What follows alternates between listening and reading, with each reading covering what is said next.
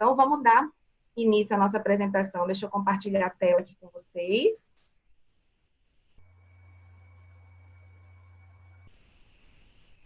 Tá ok aí? Tá ok a imagem e o som.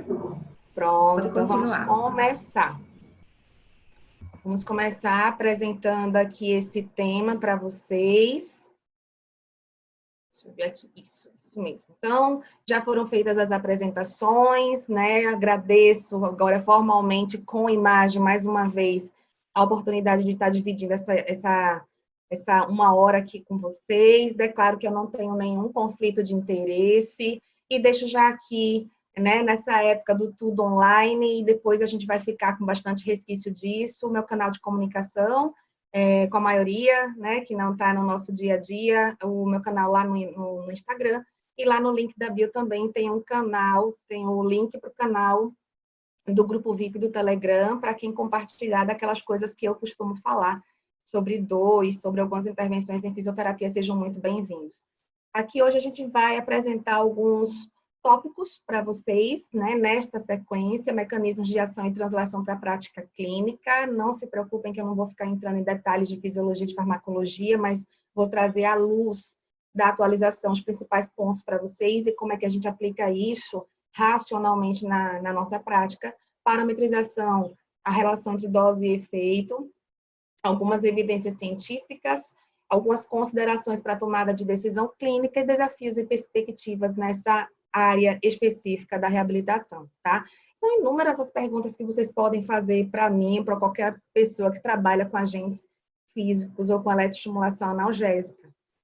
Não, obviamente, nesse tempo que a gente vai ter aqui, nesses minutos de palestra, a gente não consegue responder tudo, mas eu queria começar pela história do preconceito, né? Eu não sei quem aí não precisa se acusar, e aqui o bom é que a gente nem olha na cara das pessoas, então ninguém se entrega, né? Mas sinto falta daquela interação do olho no olho, né? Que mesmo online traz para a gente, mas provavelmente alguns de vocês pararam assim para pensar, poxa, vinha tão bem, agora vai falar de eletroestimulação. Ah, né? Então, o preconceito ele ainda existe. Eu sinto que de 2019 para 2020, mas especialmente nessa época da quarentena, com tanta live show que tem acontecido com tanta gente boa, acho que esse conhecimento tem chegado de uma forma extremamente qualificada e diferente para os ouvidos e para a mente da galera, tá? No sentido da eletroestimulação, não só para analgesia, assim como a fotobiomodulação, né? Então, muita gente, né, deve ter pensado assim, ah, nem a pau, uso nada isso, misericórdia, credo, cruz credo, af, Deus me livre. E aí, quando eu penso assim no Deus me livre, né, a Márcia Felipe diz para a gente, Deus me livre, mas quem me dera saber realmente utilizar, saber prescrever, entender essa forma de intervenção. Então, o que eu vou pedir para vocês é, abram a mente de vocês para a gente tentar se atualizar nos conceitos básicos mais recentes que a gente tem, que impactam totalmente a prática clínica, inclusive de quem já usa. Vamos ver se está usando corretamente, tá? Então, divido essa aula em 3 momentos, de onde viemos, onde estamos e para onde iremos. E aí, se a gente se remete à maioria dos livros que estão escritos, né, com capítulos em português, a gente ainda tem essa divisão aí de TENS convencional, TENS acupuntura, TENS burst, né? A gente fala muito de teoria da comporta, até hoje, muitos professores da área apresentam a teoria da comporta como sendo a grande teoria, né, da neurociência que explica a ação da TENS, associadamente à liberação de opioides endógenos. A gente não vai ficar falando sobre teoria da comporta aqui, mas eu queria, né, desmistificar, isso não justifica, pelo menos totalmente, a ação da TENS. Por quê? Porque o efeito da TENS, o efeito analgésico, permanece mesmo após a cessação do estímulo. Ele é parcialmente prevenido por um procedimento de espinalização, obviamente, em animais de laboratório. E, principalmente, acontece uma redução de hiperalgesia secundária. O que é essa hiperalgesia secundária? É uma dor que acontece, uma exacerbação da dor frente a um estímulo doloroso fora do local que sofreu uma injúria ou que tem uma injúria potencial, tá? Então, seriam aquelas áreas um pouquinho mais distantes, mas que estão relacionadas ao mesmo processo. E toda hiperalgesia secundária está sempre relacionada à sensibilização central.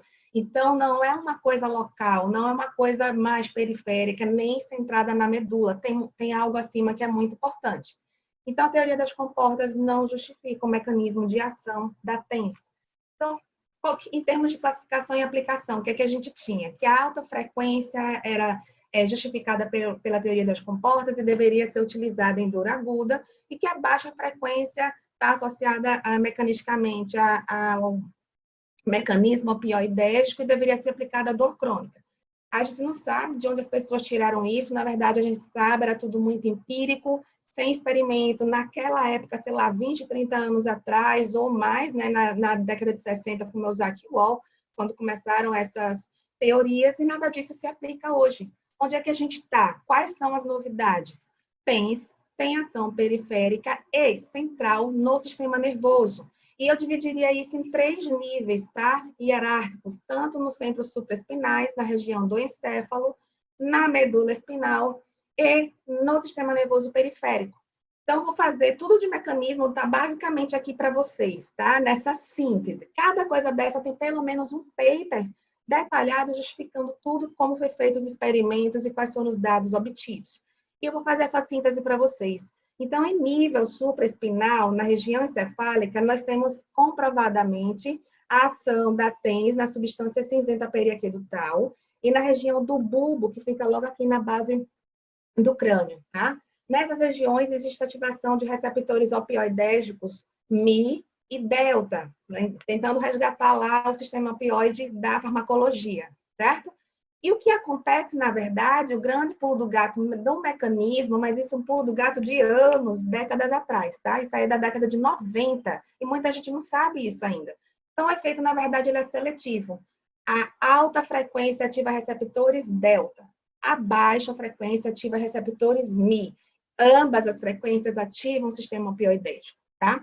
E nesse sentido, como a via descendente inibitória, que se projeta do substância cinzenta periaquedutal para o bulbo e envia projeções para a medula e da medula para a periferia, essa via inibitória descendente é altamente dotada de receptores opioidérgicos e a TENS ativa essa via, tá?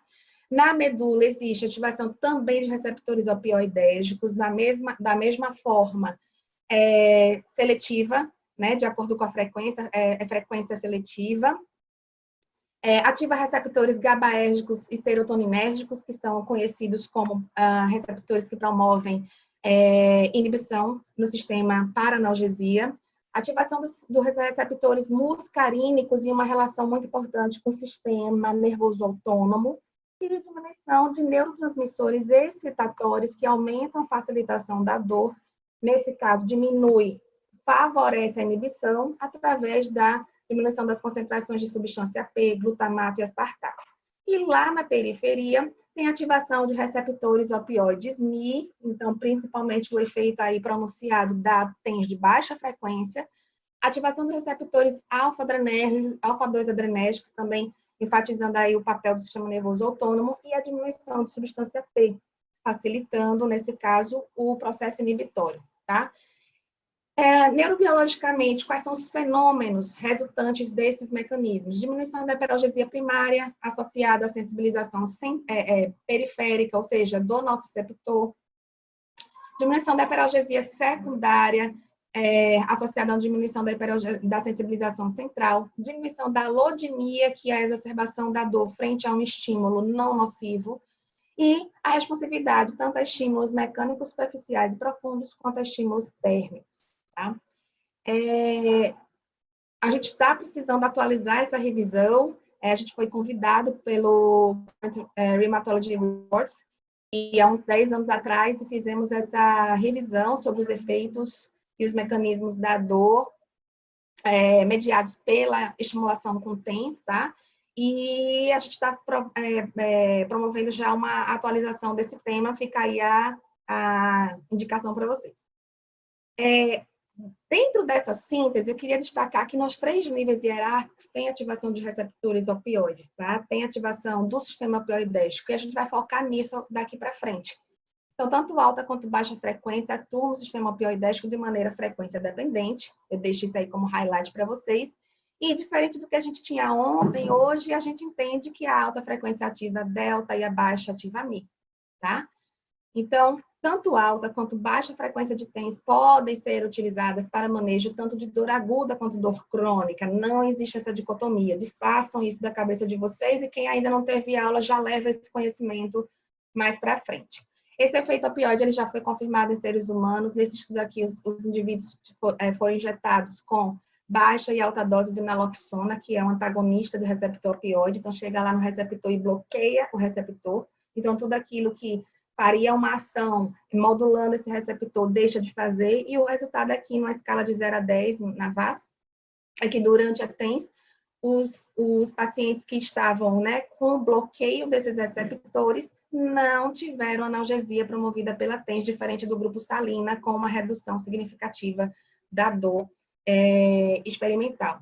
Então, uma vez que a TENS age através de mecanismos opioides, tá? Quais seriam os efeitos esperados através de uma aplicação repetida?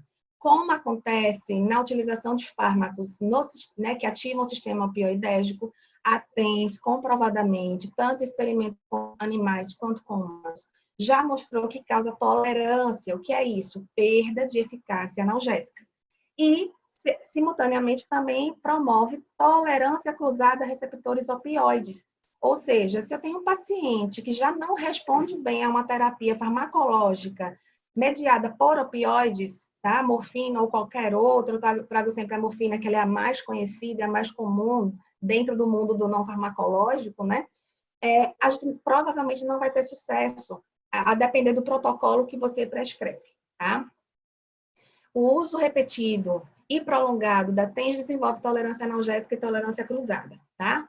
Vejam nesse estudo aqui o que é que acontece com a tolerância a TENS em humanos, tá? Do professor Richard Lebano, um craque que trabalha com várias formas de agentes físicos, não só para analgesia, para reparo também. Nesse estudo aqui, eles trabalharam com humanos saudáveis, como eu frisei aqui. Eles aplicaram TENS durante 5 dias, fizeram controle, TENS placebo, TENS em baixa intensidade, TENS em alta intensidade. E o que eles observaram aqui é que houve uma analgesia significativa, né? Que já aconteceu desde o primeiro dia, do segundo, terceiro, mas com uma tendência de queda, filho, no último dia. Destaco aqui que esse estudo é relacionado a humanos saudáveis. Mamãe, tá na aula. Não sei, depois mamãe vê, viu? É o home all da vida, né, minha gente? Então, vamos lá. Então, nesse sentido aqui, houve uma diminuição da eficácia analgésica. Isso significa o quê? Que a TENS deixou de funcionar nesse 5º dia. Cuidado com esse tipo de resultado, porque isso aqui se trata de uma dor experimental em humanos saudáveis. A gente não pode translacionar para a prática clínica e para a dor clínica exatamente o mesmo tempo. A gente pode estimar que o mesmo comportamento existe ou não, tem que testar. Mas a gente também tem que ser muito cauteloso com relação à cronologia dos efeitos, tá?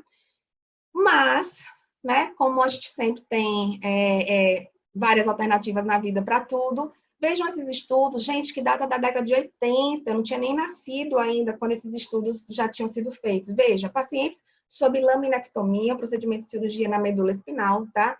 Os pacientes que estavam em uso de opioide tinham desenvolvido tolerância, eles não respondiam a TENS. Mas os pacientes que não utilizavam opioide, a TENS era eficaz, tá? Então, aquilo que eu falei para vocês de tolerância cruzada. Um estudo mais recente, vejam só aqui o gap, 30 anos depois, tá? Depois de já ter sido desvendado pelo grupo da Kathleen Sluka, toda a parte de mecanismo relacionada ao sistema opioidérgico.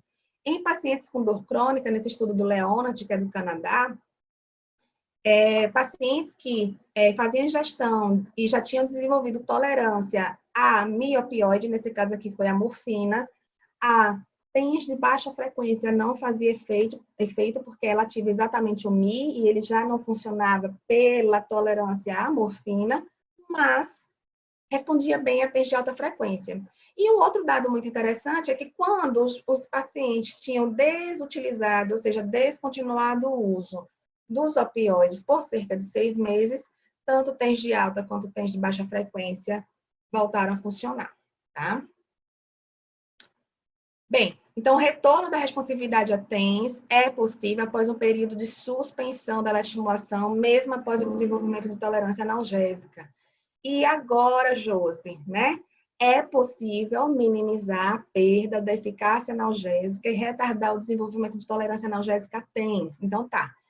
Ativa opioide, pode ser utilizado tanto para dor aguda quanto crônica, depende da frequência dependente. Eu entendi que desenvolve tolerância, que se o paciente já tiver tolerância farmacológica, a TENS também não vai funcionar, mas entendi também que se descontinuar, o sistema se adapta e fica responsivo novamente à eletroestimulação, mas eu tenho como melhorar essa efetividade? Então, vamos lá. Quando eu estava no pós-doc, a gente fez esses estudos aqui, inicialmente, para verificar se havia viabilidade, através de estratégias farmacológicas, pensando neurocientificamente, de como bloquear essa resposta, essa perda de efetividade, ou seja, atrasar esse desenvolvimento da tolerância. Não vou entrar em detalhes nesses estudos, né, mas eles foram importantes para a gente conduzir os próximos, né, nos anos seguintes. Então, aqui a gente, na verdade, bloqueou o sistema glutamatérgico e o sistema colecistocinérgico, e a gente viu que a gente retardava o momento em que a perda da eficácia da TENS acontecia, e aí nós vamos trabalhar com os próprios parâmetros de estimulação com a TENS. Todos aqui são primeiros autores brasileiros, né? Então, o que foi que a gente fez aqui? Na verdade, aquilo que eu escutava lá na minha formação e que era empírica, que ninguém nunca tinha estudado, a gente foi estudar. Então, o que a gente fez aqui foi um protocolo de frequência alternada ou um protocolo de frequência mista, ou seja, TENS baixa num dia, TENS alta no outro e assim sucessivamente, por vários dias. E na frequência mista, eu trabalhei com equipamento, esse equipamento foi na época do meu pós-doutorado, e ele é um equipamento que permite configuração manual, várias combinações são possíveis, e aí eu fiz um ciclo que a cada 3 segundos eu variava entre alta e baixa, 4 Hz e 100 Hz de estimulação. E nesse outro estudo aqui, os colegas mostraram que o ajuste da intensidade, ou seja, elevando ao máximo tolerável pelo paciente, inclusive no nível de contração motora, tá? Aumenta a efetividade da corrente em termos de magnitude de hipoalgesia, assim como aumenta o tempo de janela de efeito terapêutico, certo?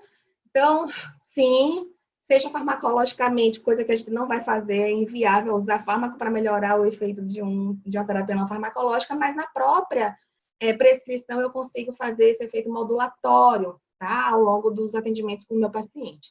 Então, alternar o tratamento entre alta e baixa frequência de TENS e ajustar a intensidade da corrente no máximo tolerável pelo paciente, incluindo ativação por contração motora, embora não seja a finalidade de excitação neuromuscular, aumenta a eficácia analgésica, a magnitude do efeito clínico e também retarda o desenvolvimento da tolerância analgésica, ou seja, aumenta o tempo em que você tem a utilidade dessa corrente antes de perder a eficácia. Então, aumentar a intensidade da corrente também aumenta a eficácia analgésica e retarda o desenvolvimento de tolerância, tá? Nesse estudo aqui com animais, um ex-aluno nosso aqui da Universidade Federal de Sergipe, ele começou comigo na iniciação científica, terminou no doutorado, o Lucas, e agora ele é pesquisador na McGill University. Ele teve uma ideia, então, vamos fazer o seguinte, Josi, vamos pegar o protocolo de frequência modulada e vamos trabalhar com vários grupos, combinando com baixa intensidade, alta intensidade, muito alta intensidade de estimulação. Eu não vou entrar em minúcias aqui nesses gráficos para vocês, né? Aqui foi o controle, mas eu quero mostrar esses dois aqui, né? Em cima a gente tem o depois, aqui a gente tem os valores de antes, ao longo dos dias sucessivos de aplicação. Vejam que a perda da efetividade analgésica aconteceu aqui por volta do 10º dia, quando a estimulação aconteceu em nível sensorial, em ratos, e aqui por volta de 19, 20 dias, quando utilizamos a intensidade em nível motor. Então, nesse sentido, se a gente falar matematicamente, a gente duplicou, aumentou em 200% a chance de desenvolver, dentro da janela terapêutica, a analgesia, tá? Então, combinar alta intensidade com frequência modulando entre alta e baixa, reduziu esse resultado aí. Acho que tem um estudo aqui, que está em press, em que a gente também trabalhou frequência mantida, modificando a intensidade. Me atrapalhar aqui com os cliques. A gente mediu aqui a porcentagem de inibição pela coleta através de escala numérica em pacientes com osteoartrite de joelho. E Aqui em azul a gente tem TENS placebo, em vermelho a gente tem TENS ativa, mostrando para vocês que o percentual de inibição em todos os dias de tratamento era significativamente maior, em cerca de 3 a 4 pontos de inibição em relação a TENS placebo, com uma tendência aqui de diminuição do efeito. Isso aqui é significativamente menor do que o primeiro dia, tá? Mas ainda maior do que o placebo. E aí a gente fez esse corte de 20 dias sucessivos de eletroestimulação e não analisou posteriormente, tá? E veja que interessante que a gente tem aqui o resultado. A gente coletou o dado de intensidade, porque a gente deixou a intensidade sendo ajustada de acordo com a subjetividade do paciente. Ele dizia o quanto que estava bom, recebia sempre a mesma instrução, e ele dizia. E a gente coletava, registrava essa intensidade, e veja que, para manter esse efeito aqui com tendência de ir diminuindo, a gente teve que aumentar exponencialmente a amperagem da corrente, a intensidade que mantinha, na verdade, esse efeito acontecendo ao longo dos dias. Então, a gente julga que, mesmo em pacientes com dor crônica, clínica, a intensidade é um fator, o ajuste, né, da intensidade é um fator imprescindível dentro do protocolo para manutenção da qualidade do efeito. Então, a alternância da frequência entre alta e baixa, associada ao ajuste da intensidade até o máximo tolerável, otimizam um período de cobertura analgésica promovido pela TENS, tá? E quanto ao paciente, porque a gente está falando aqui de protocolo, de mecanismo, de equipamento, de parâmetro, as expectativas geradas sobre a eletroestimulação com TENS importam para a eficácia terapêutica. E eu diria que isso aqui é extremamente importante quando a gente considera, inclusive, o paciente dentro de um contexto biopsicossocial, que é o contexto no qual eu trabalho, tanto na prática clínica, no ambulatório, quanto também olho para os meus pacientes com dor crônica dentro do nosso grupo de pesquisa, tá? Então, o que é que eu estou querendo dizer com isso? Gente, não adianta nada eu acreditar mais ou menos na eficácia de um determinado aparelho e eu modificar a expectativa do meu paciente para mais ou para menos, seja lá o que for, de acordo com o que eu falo, de acordo com a minha postura, de acordo com a minha abordagem, com o discurso que eu apresento para ele. Então, vejam o que foi que a gente fez aqui. Isso aqui foi um TCC, já tem algum tempo de publicação, foi publicado em 2016, aqui pelo grupo da gente no APM, e a gente estudou a influência da abordagem terapêutica na hipoalgesia induzida pela TENS. Basicamente, nós utilizamos duas formas de intervenção, uma ativa e outra placebo com TENS, e nós trabalhamos aqui 3 abordagens no discurso, 3 formas de se aproximar através do discurso com os indivíduos que estavam sendo tratados. Né, uma expectativa positiva, que super funcionava, uma expectativa neutra, vamos ver o que acontece, uma expectativa negativa, na qual a gente dizia que algumas pessoas não se sentiam confortáveis, que não diminuía a dor para todo mundo, ou seja, a gente estava tentando buscar resultados quanto a isso, tá? A mesma forma, a gente fez outros 3 grupos de expectativas, recebendo TENS placebo, e basicamente as 2 observações que eu quero trazer aqui para vocês é que, naqueles grupos que receberam TENS placebo e que foram aplicadas expectativas positivas, houve um aumento do efeito nocebo. Eu não estou falando de tratamento, placebo, né? Não estou falando de tratamento placebo, mas de efeito placebo. Isso aí é neurobiológico, não é procedimental. Então, tem uma discussão muito grande na área de dor sobre isso. E naquele grupo que recebeu TENS ativa, mas as expectativas passadas foram negativas, o efeito biológico foi minimizado porque houve um aumento do efeito nocebo, ou seja, foi feita uma indução de um efeito ruim, tá? Mesmo naquele que recebeu a eletroestimulação. E aí eu pergunto aqui, né? Eu mesma me pergunto, ou muita gente me pergunta, e aí, Josi, tu tens as evidências para dores no ombro, que é o principal ponto desse evento, é o grande foco desse evento, mas não tem como chegar no ombro sem a gente falar de toda a atualização que a gente tem na área de dor musculoesquelética e de neurociência para essa forma de estimulação hoje em dia, tá?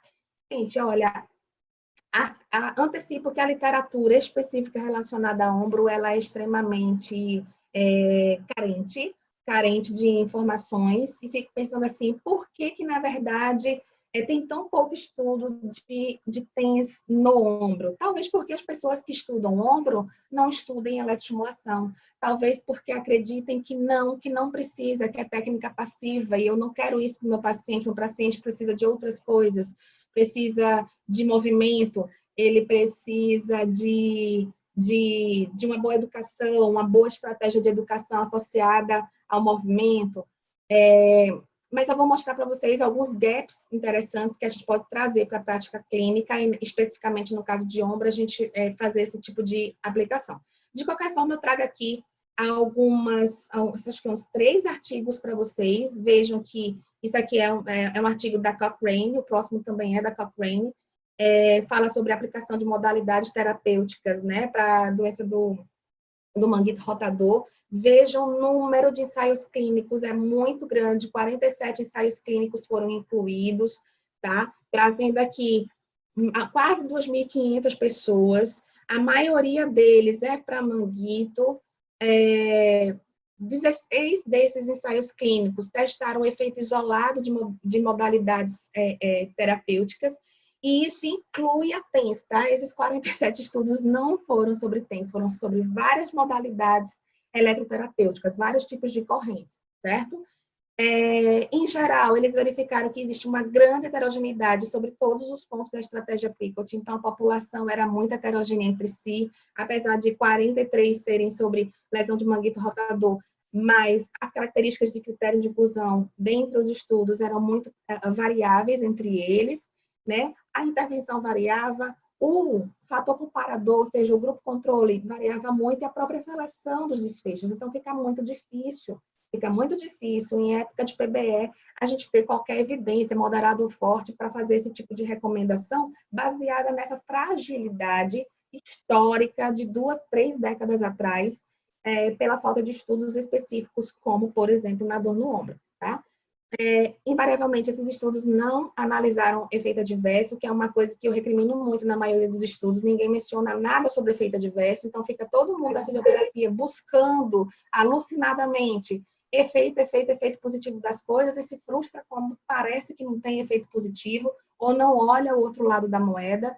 Então, de uma forma geral aqui, né, na análise de risco de viés, eles verificaram que existe metade dos estudos extremamente deficitários, com alto risco com relação ao processo de mascaramento ou de cegamento dos sujeitos que avaliam e dos sujeitos que são avaliados. E isso precisa ser imediatamente revisto na literatura de eletroterapia, tá? Para a dor no ombro e qualquer outro que tenha resultados similares, tá? Nesse outro estudo aqui, também da Cochrane, foi feito, acho que é do mesmo grupo, né, do Page, e isso mesmo, as modalidades eletroterapêuticas para capsulite adesiva. Eles já incluíram menos estudos, foram 19 estudos, tiveram muitos problemas com relação ao placebo, tá? A gente já tem hoje em dia como que é a forma mais correta e mais viável de melhor responsividade nos ensaios clínicos para se utilizar a TENS placebo. Então, isso aqui foi uma grande crítica nos estudos. A maioria utilizou, mais uma vez, a eletroestimulação sozinha, então a gente não tem efeitos da eletroestimulação associada à terapia manual. Por que esse highlight com relação à terapia manual? Porque, às vezes, o paciente tem baixa tolerabilidade ao contato.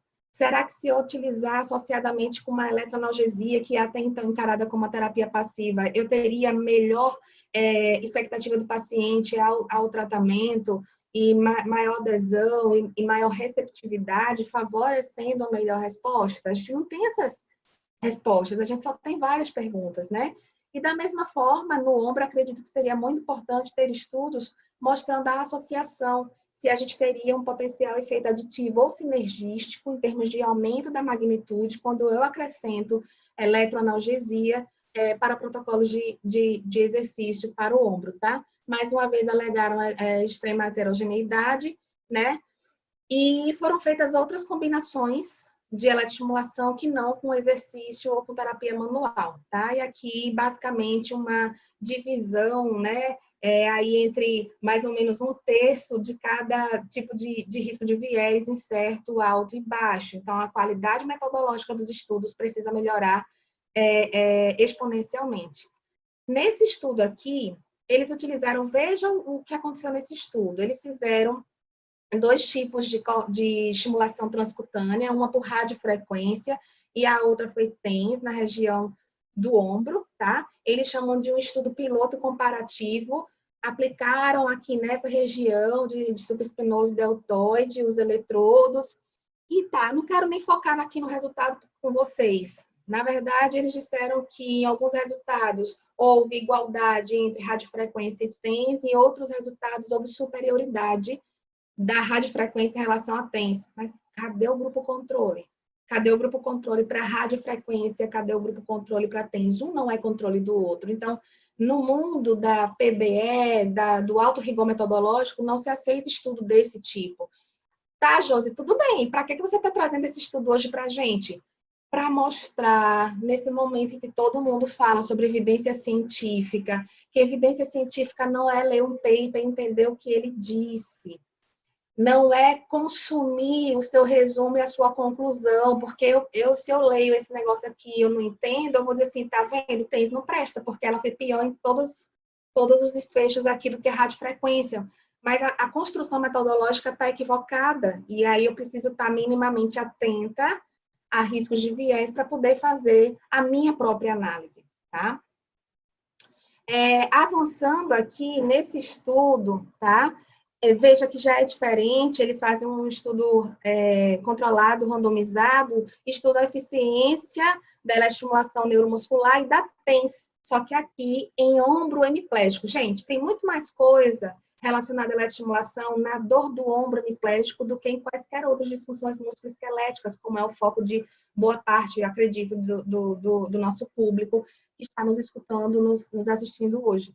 Veja que aqui, na verdade, pelo menos no quesito grupo, né, fator controle, ele é mais adequado em relação ao que eu apresentei no slide anterior. Então, eu tenho uma forma de estimulação, um outro protocolo de estimulação, e eu tenho um grupo controle.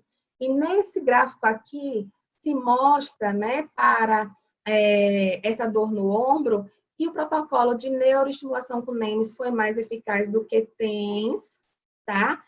Para as 2, 4 e 8 semanas de estimulação, e que ambos foram melhores do que o controle, do que utilizar somente o protocolo de exercício, tá? O protocolo padrão, que estava associado ou não com alguma dessas formas de eletroestimulação. Então, existe uma convenção, existe inclusive revisões sistemáticas mostrando que tanto TENS quanto FES, por exemplo, quanto NEMS, para dor no ombro, elas são eficazes, especialmente quando associadas a um protocolo de reabilitação neuromuscular com exercícios funcionais, exercícios orientados para a tarefa, depende de qual estágio que o paciente está, e que são principalmente efetivos no estágio mais precoce da doença, tá? Gente, esses resultados aqui, eles são muito interessantes, eles fogem daquilo que a gente espera de dor por meio da eletroanalgesia promovida pela TENS, e mostra, através dessa revisão sistemática com meta-análise, que a TENS tem efeito anti-inflamatório. Então, são poucos estudos ainda incluídos, mas que oportunizaram a realização de 3 meta-análises, tá? Aqui eu trago apenas uma, mostrando que o losango aqui está favorecendo o efeito para o grupo tratado com TENS em comparação ao grupo controle, e os principais resultados encontrados, tanto para a dor pós-operatória, quanto para a dor crônica, é a diminuição das interleucinas 1 e 6 e a diminuição do TNF-alfa. Então, quando eu consigo diminuir citocinas anti-inflamatórias ou aumentar citocinas pró-inflamatórias, eu contribuo tanto no processo de cicatrização e de inflamação, né, de desinflamação, quanto na melhora do processo de dor, quando isso está relacionado à inflamação. E a gente tem várias afecções no ombro que têm processo inflamatório, não somente as agudas, mas principalmente as condições recidivantes, tá? Algumas doenças, né, que acontecem na ordem do músculo esquelético estão associadas com alodinia ou com dor neuropática. E a gente traz essa revisão aqui, Cochrane, do Gibson, que mostra a diminuição da intensidade de dor neuropática também quando a gente utiliza a TENS. Diminuição da dor pós-operatória, tá? Nesse caso aqui foram dores pós-operatórias, principalmente na região de tórax e abdômen, relacionada a tecidos somáticos, como também são somáticos os tecidos na região do ombro. Então, mostrando que tem diminuição da intensidade de dor e diminuição do consumo analgésico, que na verdade é intensidade dependente. Fica muito claro aqui nessa revisão, veja, de 17 anos atrás, e ela é extremamente bem citada, foi muito bem conduzida e mostra aquilo que eu mostrei já mecanisticamente para vocês, que quanto maior a intensidade de estimulação, melhor o efeito produzido pela TENS, tá? Nesse estudo aqui do professor João Nurigan, da UNB, eles testaram o efeito tanto da TENS quanto da CI em dores agudas e dores crônicas, e eles verificaram que TENS e CI têm um efeito de igualdade para a redução da dor e que elas são melhores do que placebo, tanto para diminuir a dor, a intensidade de dor, como aumentar a função, tá? Trago 2 resultados que são extremamente importantes para a gente e que foram capitaneados aí pelo grupo da professora Kathleen Sluka, que foi minha orientadora, minha supervisora do pós-doutorado, que já teve tantas vezes aqui no Brasil, inclusive aqui em Aracaju, tá? Nesse estudo, a Kathleen usou TENS, né? E ela mostrou que houve redução da dor, da fadiga e da hiperalgesia e uma restauração do controle inibitório descendente. A amostra, tudo bem, foi com pacientes com fibromialgia. Por que com fibromialgia? Além de ser um interesse dela, porque faz parte da linha dela, mas é um tipo de paciente que quase 100% dos casos a gente vai encontrar o que se chama de sensibilização central, tá? Então, nesse caso aqui, estudando tanto a dor quanto a fadiga, o highlight que eu deixo para vocês é que a TENS reduz dor em movimento durante o exercício. Então, cuidado lá na sua avaliação, se você só avalia a intensidade de dor de 0 a 10 usando qualquer escala que você tenha escolhido, a gente não vai entrar nesses detalhes agora, e você esperou o paciente sentar ou deitar e perguntar, e aí, quanto está a sua dor de 0 a 10, era isso, 10 é aquilo, e esperar que o paciente diga qual é a dor. Essa é a chamada dor em repouso. Tá? Mas quanto que é a dor do seu paciente quando ele movimenta? Quando ele movimenta o segmento, a articulação ou mexe o músculo que está dolorido. Do ponto de vista da mecânica, de tecido somático, a maioria dessas dores, ela aumenta em movimento. E aí a gente pode estar trazendo uma reflexão completamente inapropriada para a evolução do nosso paciente, inclusive para pensar em responsividade quanto ao tratamento. Então, segundo esse resultado e outros que já vieram depois disso, a gente tem um melhor resultado da TENS quando é avaliada a dor em movimento do que quando é avaliada a dor em repouso, tá? Então, o principal resultado é para dor em movimento, então a gente precisa avaliar essa dor em movimento e o resultado durante o exercício. Então, chega de pensar sempre e única e exclusivamente naquela situação de TENS passiva com paciente passivo. Né? Ou seja, eu vou aplicar 30 minutos, 40 minutos, meu paciente deitado, sentado, para depois iniciar minha sessão de fisioterapia. Chega, passou essa época, tá?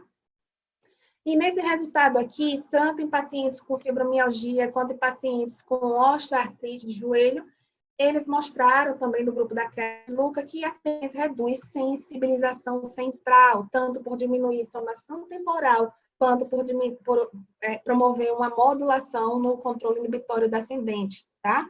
Então, quais são as perguntas que eu faço agora para vocês?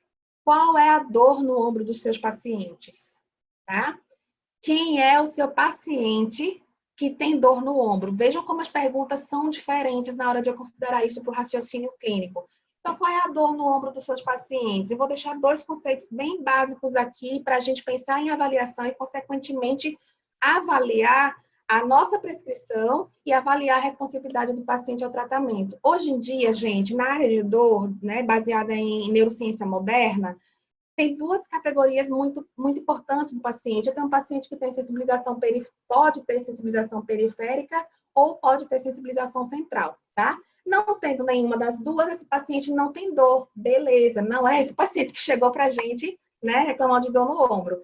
Ele pode ter apenas uma sensibilização periférica e não central e ter dor. Mas se eu tratar essa sensibilização periférica, ele não vai ter dor de novo. Ou a gente espera isso. Se ele só tiver sensibilização central, ele também vai ter dor. Se eu avalio direito e trato essa sensibilização central, esse paciente vai sair do meu consultório sem dor.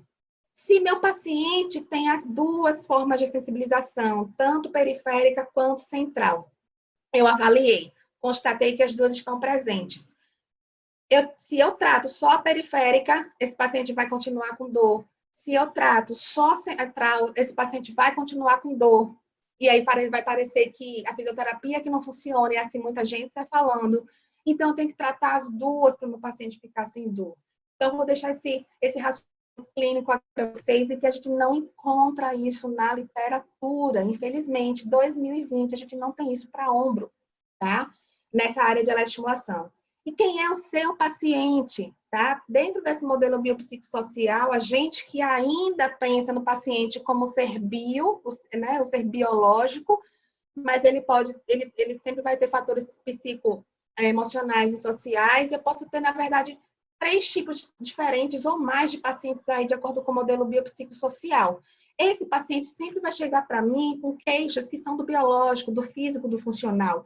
Mas eu não posso deixar de considerar, principalmente nesses casos aqui, em que o biológico parece ter menos preponderância com relação à sintomatologia, as disfunções que o paciente apresenta, e que eu vou ter que tratar com fisioterapia, com movimento especialmente, tá? Então, dentro desse modelo biopsicossocial de dor crônica que se aplica para o indivíduo que tem dor no ombro, eu deixo aqui esses elementos para a gente pensar, não só na dor, mas em aspectos sensoriais, físicos, motores, atitudes, crenças, sentimentos, comportamentos, aspectos sociais e até aspectos espirituais, tá? Tudo isso pode influenciar. E o que eu devo considerar no paciente com essa disfunção de ombro? Se ele faz adesão, como que é a adesão dele a exercício, tá? Isso vai diferenciar entre os pacientes. A questão da fadiga, se ele tem alodinia ou não presente, tem uma pequena proporção, mas quando tem, dificulta. Quais são as crenças do paciente com relação à intervenção, com relação ao seu prognóstico? Se ele catastrofiza, né? Se ele é hipervigilante, qual o significado daquele membro para o paciente? Aquele ombro, além de fazer flexão, rotação interna e externa, de pegar coisas, o que é o significado dele no contexto social, no contexto de trabalho, no contexto do lazer, no contexto do entretenimento para esse paciente, certo?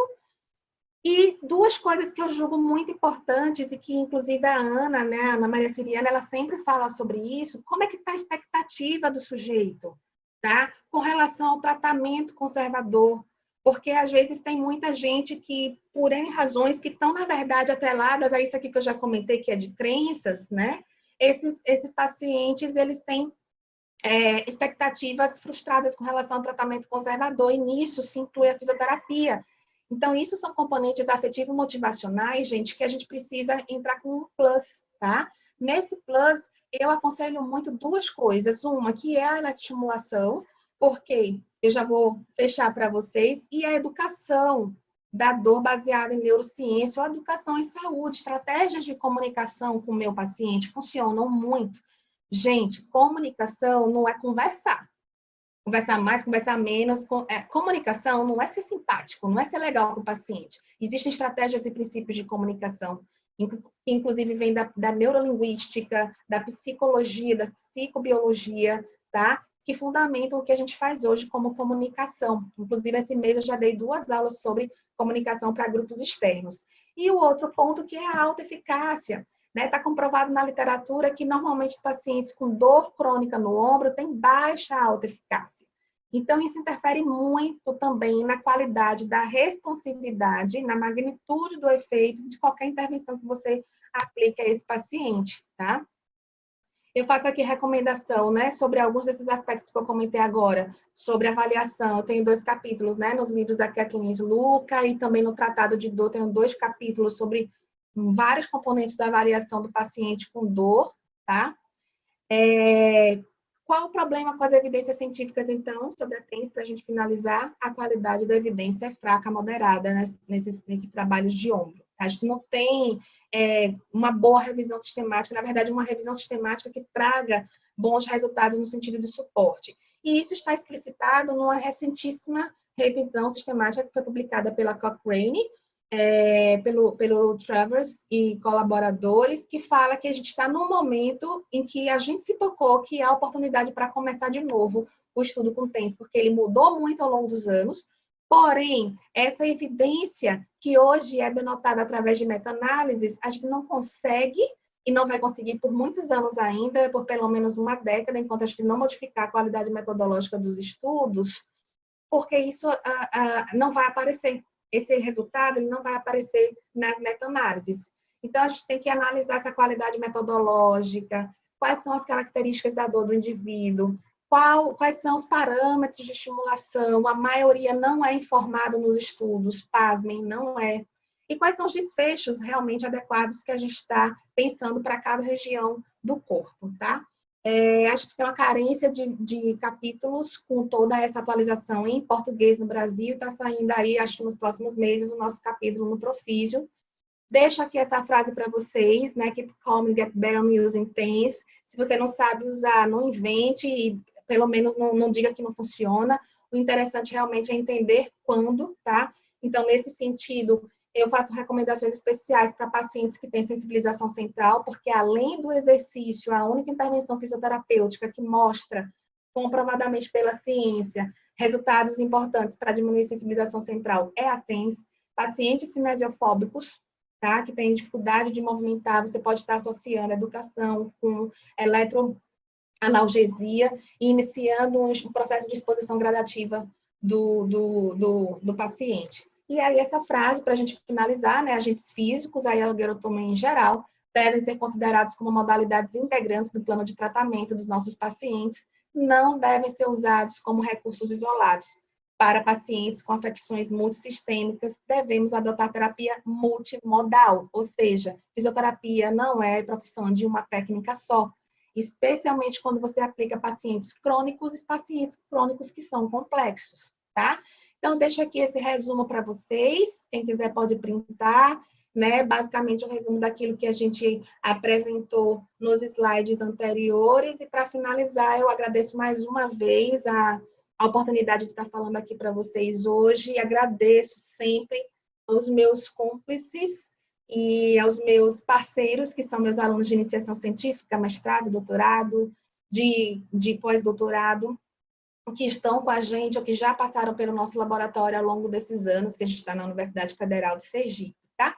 Mais uma vez, eu deixo aí meu contato para, caso queiram entrar em contato, tirar alguma dúvida, nos seguir, ver o nosso paradeiro. Então, muito obrigada a atenção de todos vocês. Muito obrigada, doutora Josi.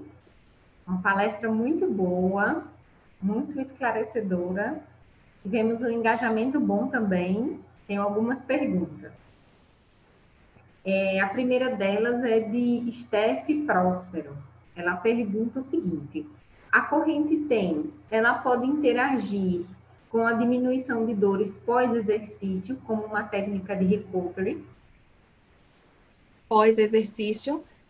Então, pergunta muito interessante. Inclusive, ontem eu estava em outro evento, também online, ao vivo, e o meu tema foi sobre exercício. Tens antes, durante, depois do exercício, quais que são as repercussões no treinamento. A gente, nessa área, veja bem, eu vou começar respondendo pela mídia. O que a mídia traz para a gente? Se a gente pensa nos grandes atletas, vocês botam no Google, inclusive na minha aula de ontem tinha várias fotos e capas de revista com, né, grandes, eu não vou ficar citando nomes aqui dos jogadores, dos atletas, mas grandes nomes recebendo eletroestimulação. É super fácil de a gente encontrar, né, quando quer montar alguma coisa para a área de desportiva.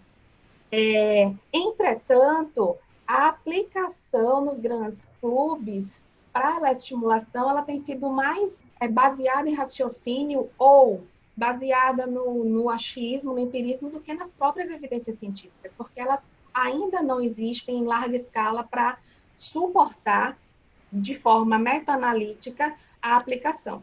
Inclusive, nós temos um artigo que foi publicado no ano passado, a gente aplicou TENS após exercício extenuante e durante exercício extenuante, tá? Nós trabalhamos com indivíduos que foram submetidos a protocolos de exercício funcional, multiarticular, e trabalhamos com protocolos de TENS, tá? Antes, durante e depois. Depois, nos parece, em termos de raciocínio clínico, e a gente tem esse resultado, que é mais simples de você pensar em encontrar esse efeito, e diminui. né? Porque você vai ter ali, na verdade, um processo de dor somática, uma dor nociceptiva muscular por inflamação. E tanto por diminuir a dor do ponto de vista sensorial, quanto diminuir a inflamação, a gente tem, né, enquanto raciocínio, evidências suficientes, mostrando em várias outras populações. Mostramos nesse nosso ensaio clínico, que foi publicado na European Journal of Applied Physiology, tá? Na EJAP, no ano passado.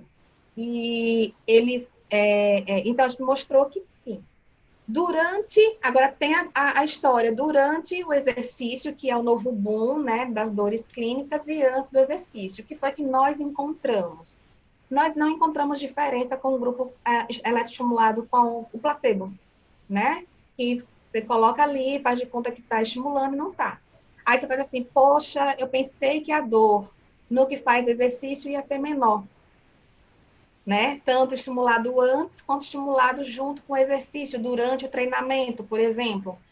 Na verdade, quando analisamos, houve igualdade de efeito, ninguém teve menos dor do que o outro. Porém, o grupo tratado com a corrente ativa teve maior rendimento no treinamento e conseguiu executar mais repetições. Então, a performance melhorou, a gente mediu com o encoder, endurance, fez tudo direitinho, e a gente viu que melhorou a performance. Só que aí eu vou colocar um contraponto, que são as próximas análises que a gente quer fazer. O quanto que isso pode vir a ser prejudicial do ponto de vista de lesão, da ergogenia, né? Então, a gente precisa de estudos. Então, o antes, o durante, o depois, que protocolo utilizar, é uma coisa que está em processo de construção, acredito, na literatura, né? E para treinamento, a gente também tem efeitos da TENS na alteração de consumo de oxigênio, de gás carbônico, na melhora da relação do consumo com a frequência cardíaca, porque existem ações autonômicas. Então, isso já tem estudos também, inclusive, mostrando na área de treinamento, tá? Saindo dessa coisa da mecânica, da articulação específica, da dor local. Então, existem os mecanismos não analgésicos que a gente precisa entender tudo em conjunto, né? E quem é esse seu paciente, do que ele está precisando se beneficiar. Também apareceu aqui. Essa é do Leonardo. Esses mesmos conceitos da TENS, acho que os conceitos que a senhora apresentou de variação, de frequência, podem ser utilizados em outras correntes, como alce interferencial? Vamos lá. Boa pergunta também. Se a gente tem se queixado, inclusive no mundo da ciência, da baixa ou moderada qualidade das evidências com relação a TENS, a gente não tem nem como comparar com relação ao que a gente tem de resultados com relação à corrente interferencial e alce. Alce principalmente. A alce ela foi inserida no mundo da analgesia principalmente aqui no Brasil, tá? Porque ela é concebida para estimulação neuromuscular. Mesmo assim, os resultados com relação à alce, por mais que ela pareça ser uma corrente com uma configuração que permita tanto a excitação neuromuscular quanto a analgesia, a gente sabe muito pouco sobre a alce. Na verdade, a gente não sabe nada sobre o mecanismo, como é que ela funciona, e as evidências são muito frágeis. A própria literatura de ensaios clínicos da alce tem vários vieses, inclusive se a gente analisa, né, mascaramento, etc., isso é muito enviesado, mas principalmente as questões relacionadas ao próprio protocolo de corrente, tá? Com relação à corrente interferencial, a coisa ela já está um pouquinho mais avançada, mas ainda totalmente incomparável em termos de literatura com a corrente TENS. E a maior similaridade que a gente tem com relação à corrente interferencial é em relação à intensidade. Então, já há dados na literatura mostrando que, tal como a TENS, a corrente interferencial aplicada numa intensidade de estimulação maior, tentando sair dos limites do sensorial, o máximo suportável pelo paciente, sem desconforto, tá, gente? Porque aí o desconforto já entra na esfera do afetivo motivacional também, tá? Então, sempre confortável para o paciente, mesmo na contração motora. Então, isso a gente já tem comprovado também com a corrente interferencial. A outra pergunta que também foi feita é: quais os efeitos relacionados a indicações de aplicação da TENS em dor neuropática, como, por exemplo, o acometimento do plexo braquial? Ótimo.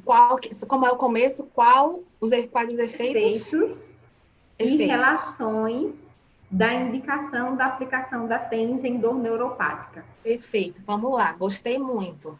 E olha que tinha mais coisa de neuropática, eu fiz, não, mas talvez não seja, não instigue tantas pessoas, mas eu acho ótimo, eu sou da neurociência, então me empolgo, né, quando falo em neuropático.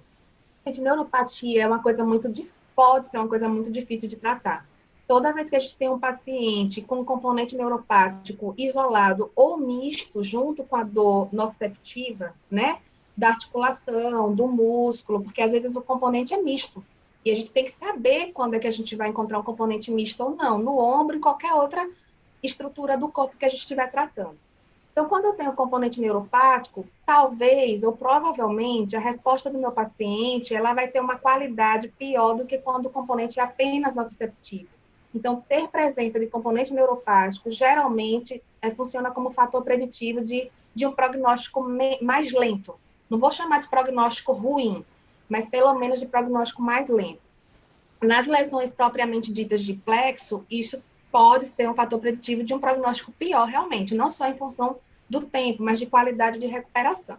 Então, com relação à eletroestimulação, vocês viram que em vários momentos eu fui do mecanismo até a evidência científica, com aquela meta-análise da Cochrane, mostrando que TENS reduz a alodinia. E a alodinia é um sinal de dor que é quase que 100% presente nos pacientes que têm dor neuropática, porque eles são pacientes que têm dor ao toque, por exemplo. Agora, imagine esse paciente que tem uma plexopatia, uma neuropatia por lesão de plexo, e você precisa fazer uma mobilização, ou você precisa, sei lá, ajudar o paciente em determinado momento, no início do processo de recuperação, ensinar a fazer o exercício. E tudo que você precisa fazer toque pode estar limitado porque ele é alodínico, porque ele reage ao toque leve. Então, a gente tem uns efeitos mostrados já na literatura de que atende a diminuir a alodinia. Então, não só a hiperalgesia, que normalmente está relacionada ao componente mecânico nociceptivo, mas também reduz a alodinia. Isso é uma indicação muito legal. Então, eu posso estar associando junto com a educação, com a exposição gradual, tá? Trabalhando isso com o meu paciente para tentar reduzir essa alodinia e aumentar a tolerabilidade cutânea, melhorar essa sensibilidade, né, ao toque e melhorar, diminuir a sensibilização, tá? Não é todo paciente que tem neuropatia que necessariamente vai ter sensibilização central. Isso é uma crença inadequada né, dos estudiosos, de profissionais da área de saúde, que não é toda vez que eu tenho uma lesão de nervo que necessariamente vai ser uma sensibilização central. Então, uma coisa que eu ressalto muito com relação à neuropatia é o local de colocação dos eletrodos, tá? Eu acho que é um adendo importante na prática clínica. Se a pessoa tem alodinia, tem uma dor neuropática e uma hipersensibilidade ao toque, o toque ele pode estar sendo representado pelo contato do próprio eletrodo. E aí você pode dizer assim, tá, então eu não posso tocar, não posso fazer mobilização, também não posso fazer eletroestimulação, que tal fazer aplicação dos eletrodos fora do local doloroso alodínico? Josi, mas como assim? Eu posso fazer, por exemplo, na região aqui, saindo da base de crânio, sendo uma plexite, né?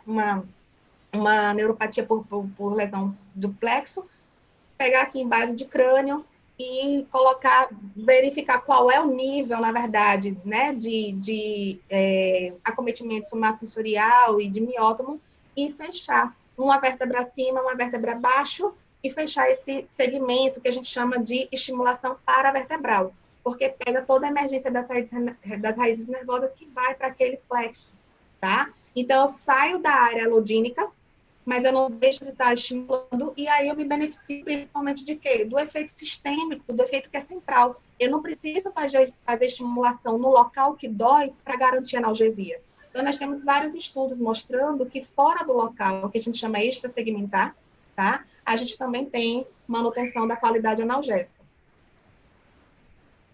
Deixa eu ver outra aqui. Essa é minha. Eu achei muito interessante aquele estudo que a senhora colocou da abordagem negativa do terapeuta ter consequência no efeito que o tratamento vai fazer. E aí me surgiu uma dúvida. Será que a falta de estudos com eletro, e aí criou-se a má fama de que a eletroterapia não funcionava. Então, quando você aplica, você já aplica dando um reforço negativo de que talvez não funcione. E aí pode ser que essa sua abordagem leve a não funcionar e aí retroalimenta esse círculo que acaba levando à má fama da eletroterapia. Você acha que tem fundamento o seu Total, raciocínio? perfeita a sua colocação, Bárbara. Olha só, acho isso raciocínio brilhante, tá? E eu acho que ele é muito atual e muito presente nesse mundão aí, Brasil afora, tá? Primeiro, acho que tem um problema cultural absurdo no país. Essa refuta, esse preconceito que eu botei um GIF, um meme lá na frente, né, na apresentação, porque eu tento já chamar atenção logo no começo para dizer assim, olha, não é um assunto trivial, né? Não é todo mundo que aceita bem na nossa área educacional, tá?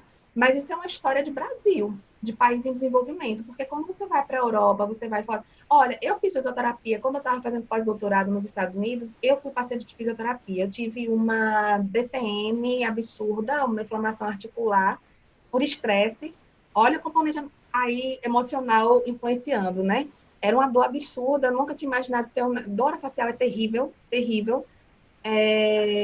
E aí, todo o meu tratamento, como eu tinha uma inflamação absurda, todo o meu tratamento foi com agentes físicos. E aí, eles faziam lá naquela época, quer dizer, eu passei 3 anos nos Estados Unidos, 2007, 2008, por aí. E a concepção clínica naquele momento é a concepção que hoje nós estamos tentando ensinar para os fisioterapeutas no Brasil, batendo na tecla, tá? Que eu tenho fases. Se eu vou usar a eletroestimulação, é sim ou não? Como é que eu avaliei esse paciente? Se ele vai utilizar, em que momento? Não, também não é vitalício. Não é vitalício qualquer tipo de agente. Eu vou usar fotobiomodulação o tempo inteiro, eu vou usar TENS o tempo inteiro. Não é. Isso é que é o errado da história. E aí a gente padece no país com a substituição do que era antigo e que tem mais evidência, mais entra no rol do arcaico, e a eletroestimulação, né, o ultrassom e etc., terminou entrando nisso, e a gente termina assumindo as modinhas. As modinhas que, de repente, os negócios são bonitinhos, ou a técnica é bonitinha, mas não tem ciência nenhuma e está todo mundo vendendo a técnica. Então, no Brasil, a gente padece muito desse tipo de comportamento. Eu não estou criticando técnica nenhuma, eu estou criticando o comportamento do brasileiro, do profissional de saúde brasileiro. Né? E não estou dizendo que A ou B está errado ou certo. De novo, estou reforçando o problema do viés do comportamento, que é o centro da sua pergunta. Então, se vocês forem na literatura, nós temos, assim, consideravelmente muito mais evidência, apesar da falta de grandes boas evidências na área de agentes físicos, do que de muitas técnicas novas da fisioterapia. E a gente deixa de usar isso, né? Deixa de abrir a mente para isso, que faz parte do nascimento da nossa profissão, porque a gente trata com preconceito, porque às vezes até lá no banco da escola a gente aprendeu que não era para usar. É como se fosse assim, olha, tem, mas, né, não presta, bom mesmo é a mão, o certo é fazer exercício. Até a história de aprender, que está na modinha agora, educação em saúde, educação baseada em neurociência da dor, muita gente está aprendendo errado, porque acha que é fácil, acha que educação é conversar, acha que educação é ensinar anatomia e fisiologia da dor para o paciente, não é nada disso. Isso pode estar dentro como ferramenta, mas não é a estratégia, né? Então, a gente tem esse viés, ele é muito importante. E, às vezes, tem uma outra questão, que ela é social da nossa profissão, que é a história de trabalhar por convênio, que vamos, que verbo que eu vou utilizar, meu Deus, para não me comprometer? Nos impele, gostou do verbo? Nos impele, às vezes, né, para botar um monte de gente, todo mundo junto, para ganhar tempo, todo mundo no passivo, mesmo que não necessariamente precise, que não precise todos os dias, às vezes até eu perco tempo de reavaliar se o paciente não já seria desmamado daquele tipo de situação, porque tem paciente com a própria TENS. Ontem eu recebi 2 casos, né, nesses eventos todos que eu estou participando, no direct, e uma pessoa dizendo assim, ó, eu tenho muito paciente que se vicia, e ele acha, aí já é outro problema também, é a dependência psicológica de que se botar o bendito do choquinho, para não dizer maldito, que essa palavra, né, que choque está errado, ele não vai ficar bem naquela sessão. Tem que fazer. Então, os 2 lados existem. E esse paciente chega para a gente sem crenças maiores com relação ao tratamento, porque, via de regra, ele não conhece. Quem é que bota a crença errada no paciente? É o profissional. E um paciente chega para a gente e diz assim, eu fui não sei aonde, mas não aliviou minha dor, não. O que é que ele usava? Eu usava isso, isso, isso. Não, tá tudo errado. Então, nesse está tudo errado, que é uma frase nocebo, você já modifica a expectativa do paciente. Se ele se encantou com você e você reforça a aliança terapêutica com ele, ele vai achar que o que você está dizendo é certo. Então, a gente tem uma grande responsabilidade pelo que a gente comunica e pela forma que a gente comunica em seus nossos pacientes, né? Então, a gente tem essa responsabilidade que ela é ética no primeiro momento e que ela é científica também. Então, a gente tem muito isso no país, né? Pessoas que são ensinadas a não usarem já desde o banco da graduação. Então, eu acho que, nesse sentido, os nossos professores, e aí eu não falo só dos professores de eletro, eu falo dos outros, que às vezes lá na frente dizem aqui comigo não usa, né? E aí, para finalizar a minha resposta à sua pergunta, espero ter contemplado, a gente tem uma situação muito chata acontecendo no país, que são outros profissionais, que eu também não vou citar categorias aqui, que estão se apropriando dos agentes físicos. E eu não estou falando da fisiatria, não, né, que é uma especialidade dentro da medicina que usa agentes físicos igual fisioterapeuta. Eu estou falando de outras categorias profissionais que nunca usaram, não estudaram isso na graduação e estão ganhando rios de dinheiro, fazendo curso e se especializando, né, em pós-graduação para utilizar agentes físicos, quaisquer que a gente usa na nossa profissão. Então, a gente está perdendo espaço dentro dos agentes para outras profissões também. Então, eu fico pensando assim, o que é que acontece com a nossa classe com relação a essa situação, tá? Espero que eu tenha respondido. Demais. Deixa eu ver aqui, que os meninos, as perguntas estão chegando no chat e eles vão me passando.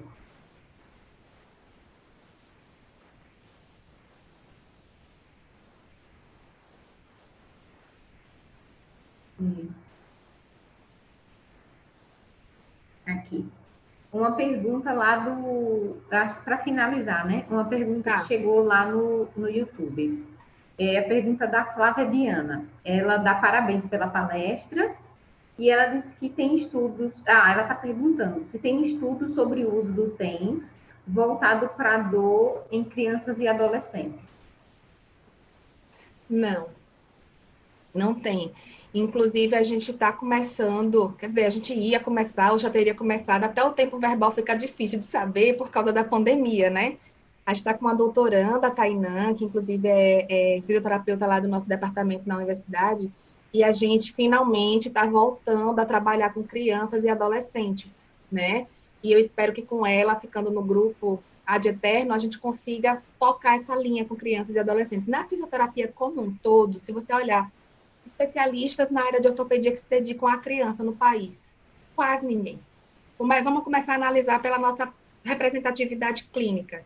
Quase ninguém é especialista em criança. Nesse sentido, na fisioterapia e a eletro segue junto, a gente não tem nada de evidência.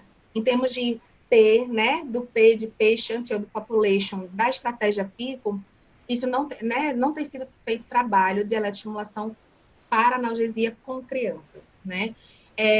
Basicamente, o que a gente teria na área, né, de vamos dizer assim, de algo a se observar com mais cautela na população de criança é a capacidade que a criança tem de se comunicar com a gente com relação à percepção dela de corrente. Porque eu não imagino que seria nada diferente por causa da idade. Na verdade, a idade tem estudos, né, mostrando entre adultos e idosos como é, se um sente mais, se outro sente menos, qual que é a magnitude do efeito, isso tem, mas com criança não. Mas eu não imagino que o efeito, ou o próprio, né, desde o mecanismo até o efeito terapêutico, seria diferente na criança do que acontece com o idoso. Talvez o mecanismo com relação ao processo de envelhecimento do sistema ao longo do tempo vá modificando a magnitude, que é o tamanho do efeito, não a qualidade do efeito, tá? Então, estudos a gente não tem, mas uma dica que eu dou na prática clínica é observar, primeiro, a idade da criança, segundo, o cognitivo da criança. Do mesmo jeito que em adultos com distúrbio cognitivo, a gente tem que ter cuidado para qualquer forma de agente físico, eletroestimulação, que possa ter um fator complicador depois, mas basicamente nesse sentido por causa da estimulação.